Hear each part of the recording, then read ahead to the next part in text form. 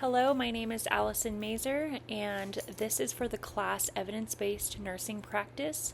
This is my signature assignment on raising the statistics of sobriety through evidence-based practice. The goal of this signature assignment is to find new ways to implement evidence-based practice by implementing an individualized treatment plan in addiction medicine. This PowerPoint will include an introduction with a Peacock question, background and rationale, and 3 SMART goals. It will also include 4 points of methodology, which includes practice change objectives, interventions for change, implementation plan, and evaluation methods, as well as a conclusion which has expected outcomes, implications, and concluding points. This practice change will start with a Peacock question. The P stands for population of interest, which is adult patients with a diagnosed substance abuse disorder.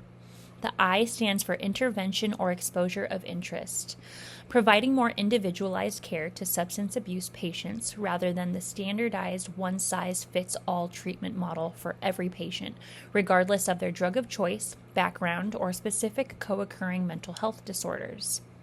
The C stands for identifying a relevant comparison group or intervention. So these patients will be compared to the traditional treatment standard that is in addiction treatment. And the O stands for defining the desired outcomes, an outcome resulting in fewer detox and rehab hospital readmissions, fewer rates of relapse after inpatient treatment completion, fewer deaths by overdose post-treatment, and an increase in sobriety rates 2 years after treatment.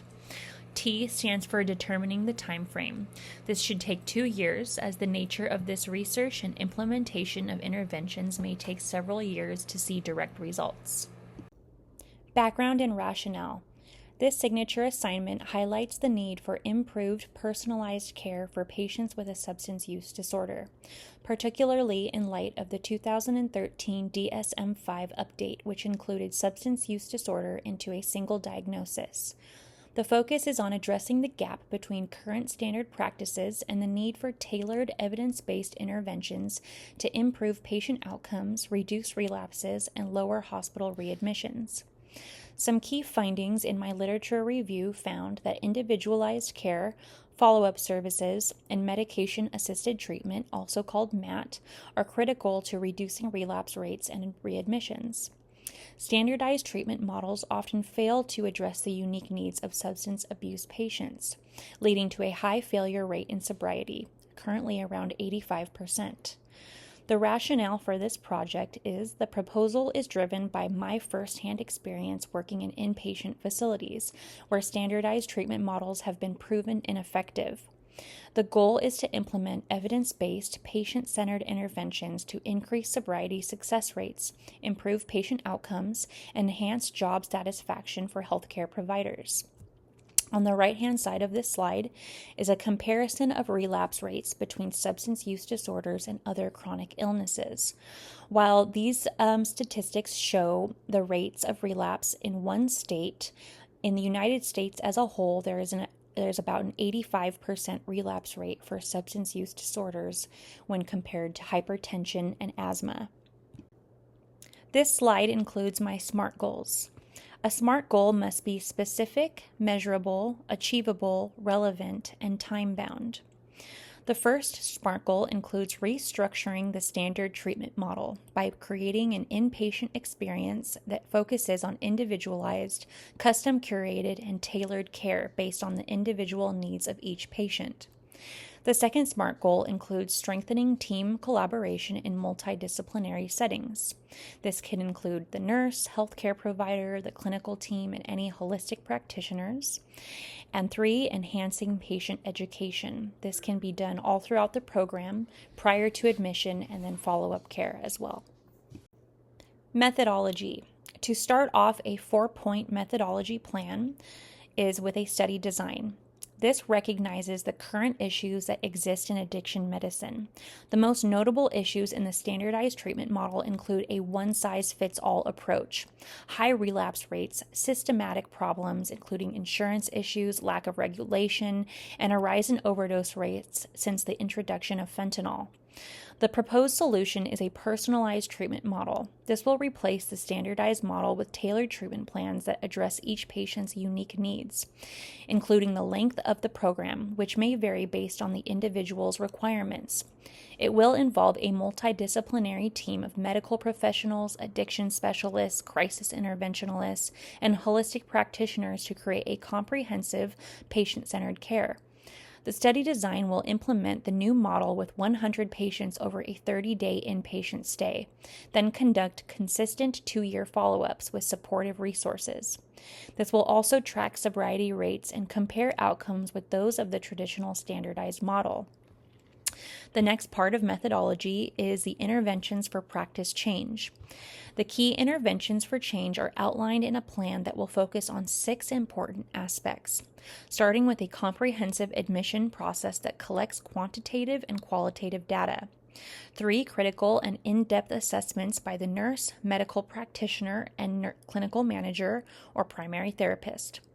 Next, a customized treatment plan that focuses on the body and mindful recovery, consistent and ongoing support along with crisis intervention, and lastly, a comprehensive discharge plan that includes follow-up care for up to 2 years.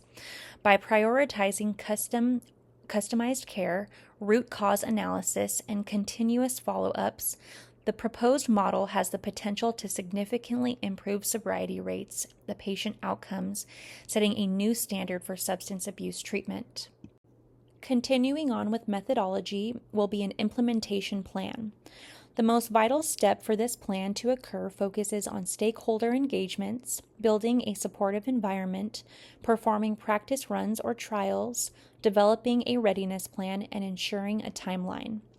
The stakeholders' engagement aligns all involved parties, such as the patients, their families, physicians, clinicians, researchers, policymakers, nurses, etc., with the same goals. Collaboration with the organization SSURTIE, which stands for Stakeholders Substance Use Research and Treatment Information Exchange, to foster communication and create a research agenda tailored to the patient's needs. The plan will address the potential barriers, provide thorough training, and foster a culture of adaptability, as the new model can be successfully integrated into practice, ultimately improving patient outcomes in substance abuse treatment. And lastly is evaluating methods. To evaluate the effectiveness of this practice change, there must be ongoing follow-up care, comparison studies, assessment tools, and long-term analysis. The key assessment tools for this include the Maudsley Addiction Profile, MAP, which includes a 60-item questionnaire assessing substance use, physical and mental health, personal and social functioning, along with risk behaviors, along with the Treatment Effectiveness Assessment, T, which is a patient-centered tool to evaluate recovery progress, and ultimately the success of the personalized treatment model will be determined through a rigorous data collection and comparative analysis using these tools. If this model demonstrates superior outcomes, it can be adopted as a new standard in treatment, replacing the traditional approach. Expected outcomes. So, after strategic implementation of the interventions that were outlined above, the following outcomes should be analyzed. There should be an improvement in sobriety rates, raising the statistic from 15% to 25% in long-term sobriety after treatment. There should be a decreased rate in hospital readmissions, decreased rates in relapse or overdose-related deaths, and enhanced nurse and multidisciplinary team satisfaction. This evidence-based, individualized treatment model aims to improve patient outcomes, reduce negative statistics, and enhance nurse satisfaction. While the program may involve higher initial costs due to increased staffing, training, and holistic therapies, careful financial planning and insurance collaboration can help manage these expenses. The ultimate goal is to create a sustainable, patient-centered approach that sets a new standard for substance abuse treatment. In conclusion, this project proposal aims to improve the outcomes for patients with a substance use disorder by replacing the traditional standardized treatment model with an individualized, patient-centered approach. The shift to individualized care should address the shortcomings of the traditional treatment model. By focusing on personalized plans, follow-up care, and medication-assisted treatments, also called MAT, the project aims to increase sobriety rates and improve patient outcomes.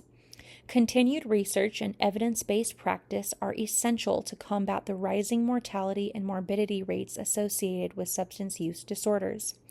Nurses, as the key stakeholders, will benefit from improved working conditions and the satisfaction of seeing their care directly impact their patients' success. This slide contains all of the references used for my in-depth paper, along with this PowerPoint used for my evidence-based practice class signature assignment.